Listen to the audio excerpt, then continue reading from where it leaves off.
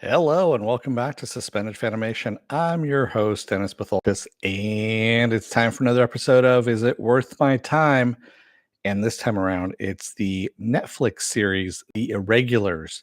And no, it's not about constipated people. Welcome, everybody. Let me take care of some business first, and then we'll get down to it.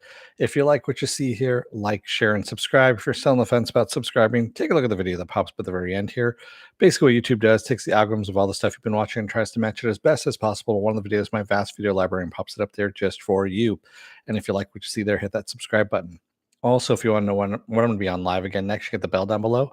It's a 50-50 chance of YouTube actually notifying you. Best thing to do is go to suspendedfanimation.com. Take a look at the schedule I have up there. I post it up every week with all the new stuff that I'm going to be doing.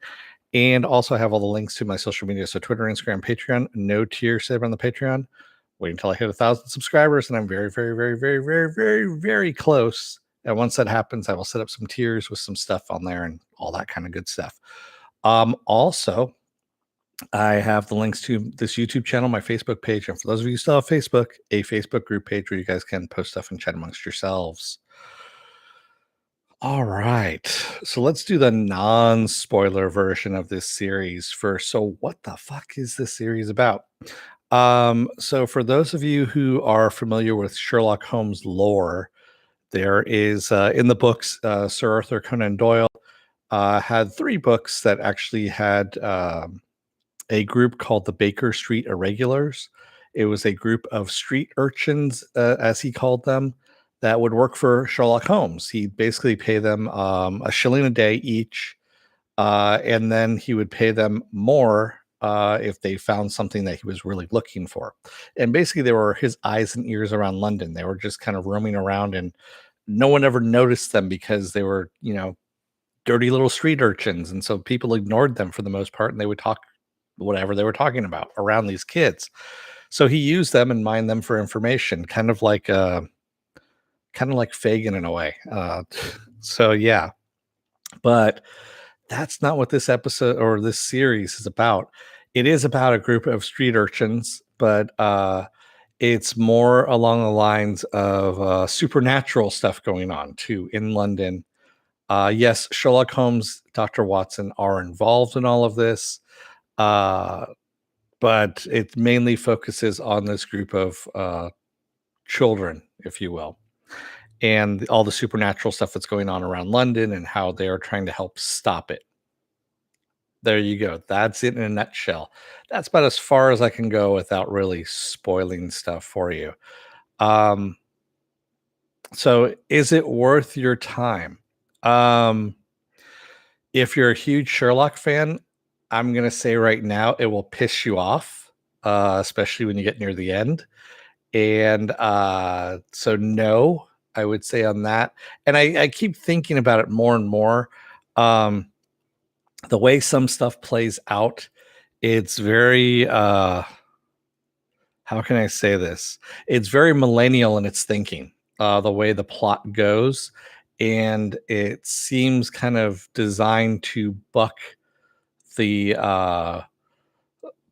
buck the norm, if you will, of a Sherlock story, and basically kind of shit on Sherlock in a way, and the Sherlock stories themselves, just to create its own legacy, if you will. And in that, you're going to get really pissed off. I got sucked in the first couple episodes. Until then, I started seeing what was happening slowly but surely. So I would say no, it's not worth your time. It's it starts off good. It's deceptively that it's going to be good, and then it kind of delves into the what the fuck, man. Yeah. So with that said, oh, I'm hitting stuff with my paddle. Spoiler alert.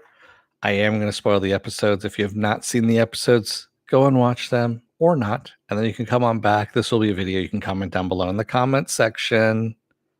Yeah. All righty. So, they fucking kill Lestrade, man. I mean, pretty much everyone dies by the end except for Watson. And then Watson, they made him gay and in love with Sherlock. Now, granted, I know that this has already been kind of a long trodden ground over, especially in Sherlock, the one with Benedict Cumberbatch. Where they make Watson infatuated with him in some way, but he's not gay because there's always the gay joke that's running that that's the reason why they're living together because they have a relationship. And but this actually takes it a step further and says that Watson is in love with him, and that's the reason why he allows Sherlock to do what he does. Also, they make Sherlock in this a deadbeat dad who is, because of his drug use, basically sends his children to a workhouse, which in late 19th century London are not nice places. They put children to work, beat the shit out of them, all that stuff. Yeah, so it's problematic at best. And all of this because his wife, who, yes, Sherlock had a wife at that point, had closed something called the Rip, which is a supernatural um, thinning of the boundaries between the world of the living and the world of the dead. And they closed it 15 years ago. That's when the kids got abandoned. And now it's 15 years later, and the rift has reopened. And what this rift does when it reopens is that people who, when it's small, people can get power from it that are either praying for power or asking for power. Like one guy gets it through a Ouija board, excuse me, or a spirit board as they call it. One guy gets it through tarot cards, or one woman gets it through tarot cards. It depends on what they're doing. And as the rip grows bigger and bigger, people just get it from, praying at this point. And essentially what it's going to do is when the rip finally opens completely, it will destroy the world, and the world of the living and the world of the dead will be intermixed, and badness ensues. So yeah, so there's people within this world, one of them being Jessie, one of the characters, who happens to be Sherlock's daughter. And she has a power, I guess you could say, or a gift. And she can see into the minds of these people that are afflicted, and is trying to hunt down who's responsible for opening the rip. And then also, yeah. uh, there's some craziness that ensues. There's also the Prince of England who is involved in all of this with the kids. He's a teenager as well, and he decides to, yeah. Well, like I said, there's some stuff in here that's really going to piss you off. But the main thing is that they shit on the Sherlock Holmes legacy pretty much completely. They make Lestrade this just fucking despicable asshole. Same thing with Watson for the most part. They make him an asshole. Sherlock Holmes, drug addict, deadbeat dad. Yeah, and you don't even really know it's a Sherlock Holmes story for the first couple episodes. Well, you do when Watson comes in and pays B, who is one of the other characters. She's basically the main character, um, who was the daughter prior to uh, Sherlock meeting his wife. So yeah, and the thing I still don't understand is the rip opening up. So Alice is his wife's name.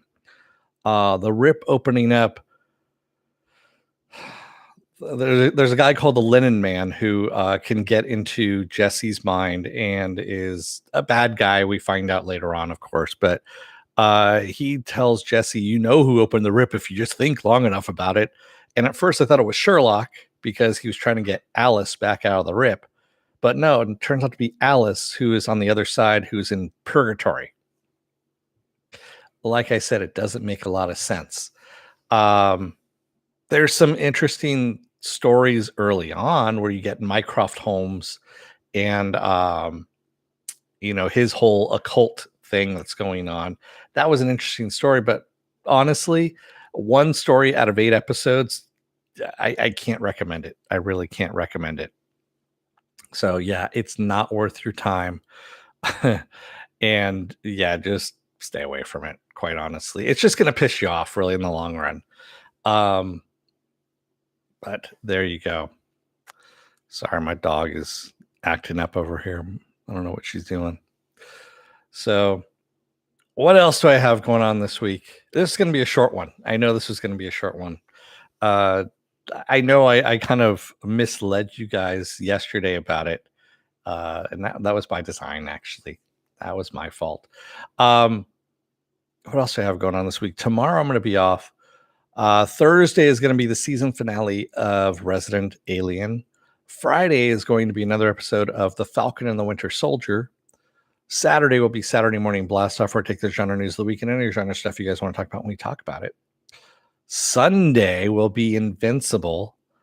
Monday I'll be off. And then Tuesday we roll back around again to another episode of Is It Worth My Time? And this time around it's King Kong or Godzilla versus King Kong. That's right. The new movie that's coming out tomorrow. That's right. Tomorrow. Godzilla versus King Kong. Both on HBO Max and theater simultaneously is when it's coming out. So, anybody here? I see there's 5 people here, but I don't know who's if you guys are just lurking or what's going on here. So yeah, you can pretty much skip this thing. It's not I completed it just because I got to a point where I'm like, fuck, I might as well just see how this plays out because I want to see who the hell opened up the rip. And yeah, not worth it. It's really not worth it. So all right. Well, then I'm gonna let you guys go. Thank you everybody who joined me today and here. And I know only Move for Nobi showed up in the chat though briefly, and I know he's not here anymore because he's that kind of mod. Thanks everybody. I will see you guys again on Thursday. Oh, geez, I might as well just go through the whole spiel and all that stuff. If you're still on the fence about subscribing, take a look at the video that pops up at the very end here. And if you like what you see here, hit that subscribe button, the like button, the share button as well.